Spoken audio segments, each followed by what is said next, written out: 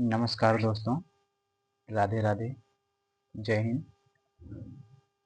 आप सभी का स्वागत है हमारे इस GK GS by Dharmendra YouTube channel में। मैं धर्मेंद्र आप सभी का स्वागत करता हूं अपने इस चैनल में। तो हमने कल जो पिछली वीडियो में जो देखा था, वो हमने पिछली वीडियो में देखा था महाजनपद काल्स के बारे में, जिसके बारे में हमने बात किया था। जितने भी क्वेश्चन महाजनपद काल से बनने वाले थे, उनके बारे में हमने देखा था। और आज हम चलेंगे, तो आज देखेंगे जो आपका धार्मिक आंदोलन है उनके बारे में। तो सेकंड जो फेज है उसमें धार्मिक आंदोलन के बारे में देखेंगे, जिसका समय छठी शताब्दी ईसा पूर्व से लेकर 4 शताब्दी ईसा पूर्व तक माना जाता है धार्मिक आंदोलन का समय। तो इसमें देखते हैं और चलते हैं, फिर बात करते हैं एक क्वेश्चन के बारे में। तो क्वेश्चन नंबर एक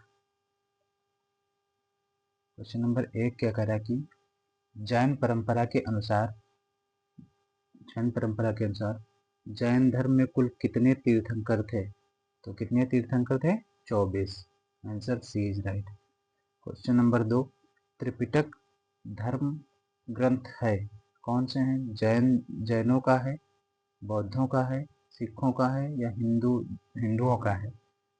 आप देख सकते हैं कितनी बार ये क्वेश्चन पूछा गया है, 2002 में, 2005 में, 2012 में और 2013 में। तो त्रिपिटक किससे संबंधित है? तो त्रिपिटक बौद्ध धर्म से संबंधित है, यानी option B is right. Question number 3 निम्नलिखित क्वेश्चन नंबर 3 है, बुद्ध ने निम्नलिखित में से किस स्थान पर महापरिनिर्वाण प्राप्त किया था? महापरिनिर्वाण मतलब मृत्यु। बुद्ध की मृत्यु कहाँ हुई थी, इसको आप बताना है। कुशीनगर जिसे कुशीनारा भी कहते हैं, कपिलवस्तु, पावापुरी या कुंडग्राम में कहाँ पे हुई थी बुद्ध की मृत्यु?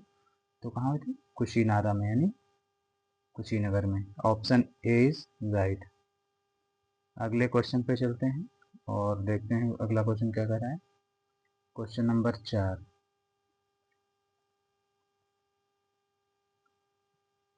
4 कह रहा है कि किस शासक ने बौद्धों के लिए विख्यात विक्रमशिला विश्वविद्यालय की स्थापना की थी? विक्रमशिला विश्वविद्यालय की स्थापना किसके द्वारा की गई थी? महिपाल के द्वारा, देवपाल के द्वारा, या फिर गोपाल ने की थी, या फिर धर्मपाल ने की थी? किसने किया था विक्रमशिला विश्वविद्यालय की स्थापना? किसने किया था? तो 4 का सही आंसर क्या हो जाएगा? डी, यानी धर्मपाल ने की थी। Option D is right. Question number 5 कह रहा है कि किसके द्वारा तृतीय बौद्ध संगति तृतीय बौद्ध संगति को संरक्षण प्रदान किया गया था? तृतीय बौद्ध संगति को संरक्षण किसके द्वारा प्रदान किया गया था? तो क्वेश्चन नंबर 5 का सही आंसर क्या हो जाएगा? तृतीय बौद्ध संगति किसके काल में थी? अशोक काल के काल में। तो संरक्षण किसने दिया होगा? अशोक ने। तो option B is right. Question number 6 क्या कह रहा है? क्वेश्चन नंबर 6 कह रहा है बौद्ध ग्रंथ पिटकों की रचना निम्नलिखित में से किस भाषा में हुई? बौद्ध ग्रंथ पिटकों की रचना किस भाषा में हुई है?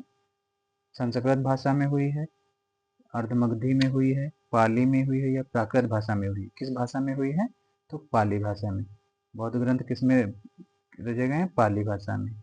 Option C is right. अगले क्वेश्चन पे चलते हैं। क्वेश्चन नंबर 7 कह रहा है कि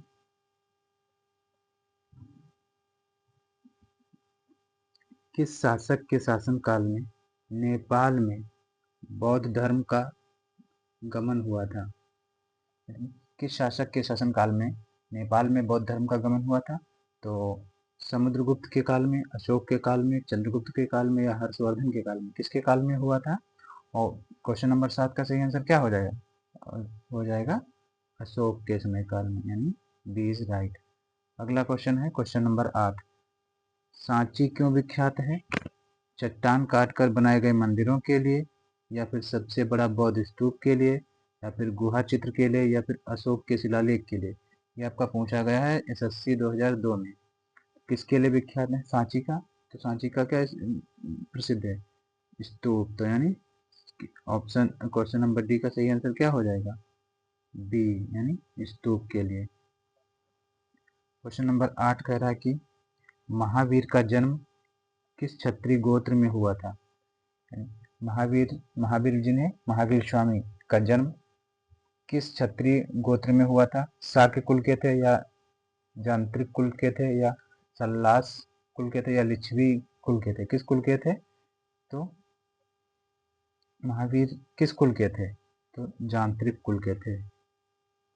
ऑप्शन बी इज राइट, यांत्रिक कुल के थे।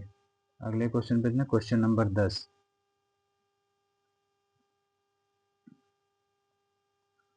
क्वेश्चन नंबर 10 कह रहा है कि महावीर की माता का क्या नाम था। महावीर स्वामी की माता का क्या नाम था? यशोदा था, अनुज्जा था या त्रिशला था या फिर देवनंदी था।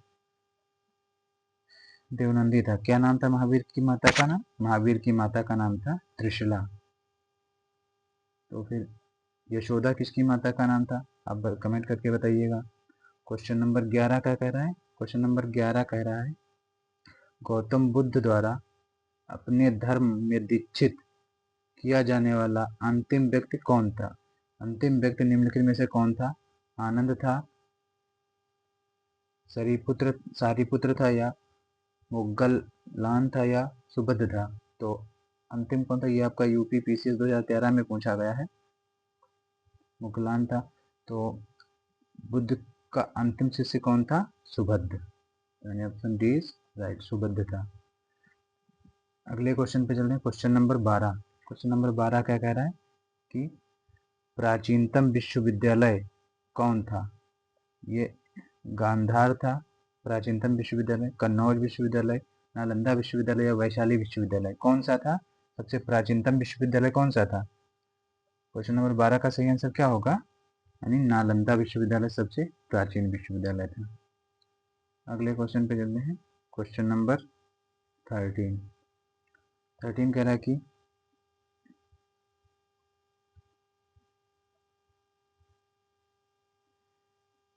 किस भाषा का ज्यादा प्रयोग बौद्धवाद के प्रचार के लिए किया गया था। किस भाषा का ज्यादा प्रयोग बौद्धवाद के प्रचार के लिए किया गया था। संस्कृत भाषा का, प्राकृत भाषा का, पाली भाषा का या सौरसेनी भाषा का। किस भाषा का सबसे ज्यादा प्रयोग किया गया था? तो पाली भाषा का प्रयोग सबसे ज्यादा बौद्ध धर्म के लिए पाली भाषा का प्रयोग किया गया था। क्वेश्चन नंबर 14 कह रहा है कि महावीर की मृत्यु कहाँ हुई थी। महावीर की मृत्यु कहाँ हुई थी? तो श्रावण बेलगोला में, लुम्बिनी में, कुमले में या पावापुरी में। तो महावीर की मृत्यु कहाँ हुई थी?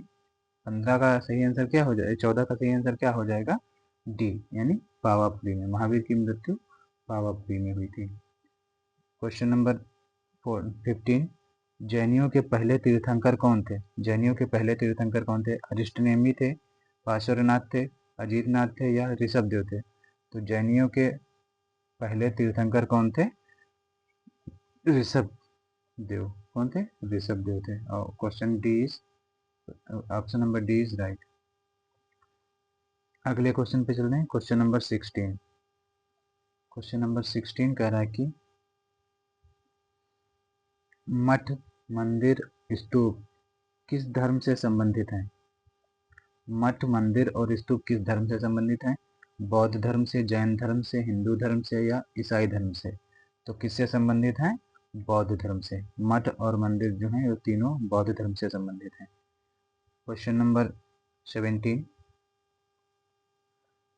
कह रहा है कि बौद्ध धर्म और जैन धर्म दोनों के उपदेश किसके शासनकाल में दिए गए थे। बौद्ध धर्म और जैन धर्म दोनों के उपदेश किसके शासनकाल में दिए गए थे? बिंबिसार के, अशोक के, बिंदुसार के या अकबर के। किसके काल में दिए गए थे? तो आंसर हो जाएगा आपका बिंबिसार के काल में। Answer number A, question option number A right. Question number 18 Gautam Buddha ने अपना प्रथम उपदेश कहाँ दिया था। आप देख सकते हैं कि कितनी बार ये क्वेश्चन पूछा गया है। 2004 में पूछा गया आरआरबी टीसी में, 2003 में, 2004 में, फिर 2015 में, जो कि बीपीएससी में 2013 में। तो गौतम बुद्ध ने अपना प्रथम उपदेश कहाँ दिया था? 18 का सही आंसर क्या हो जाएगा? यानी सारनाथ में। कहाँ दिया था? सारनाथ में। अगले क्वेश्चन पे चलते हैं। अगला क्वेश्चन कह रहा है कि बौद्ध धर्म ग्रहण करने वाली